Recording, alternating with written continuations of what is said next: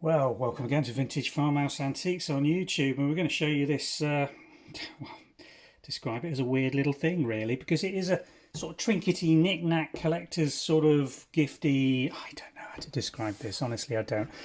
It is a little bud vase. I mean, it's made in the shape and design of a sort of pitcher vase really, from a wash basin set, but it's tiny. It's probably around 4 inches in height. It's got a very slender stem, has been used, as you can see. The base has got a little bit of sediment and debris in from where somebody's had it as a bud vase or a flower vase. Quite an early piece of Aynsley Pembroke. By the China mark, we can tell that they moved to a different mark, sort of 1970s or 80s, so probably this is earlier than that on this production.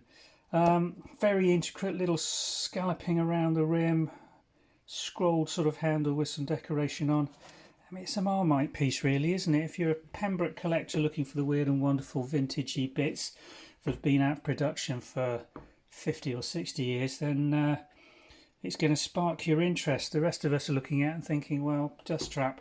But I must not be negative about it. It is a piece of Aynsley porcelain china, made in the 50s, 60s, or at the latest, I would say, 70s.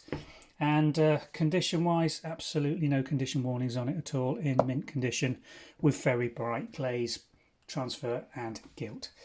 More details, if this is sparking your interest, on the Vintage and Antiques website. Click on the description link below and it will take you directly through.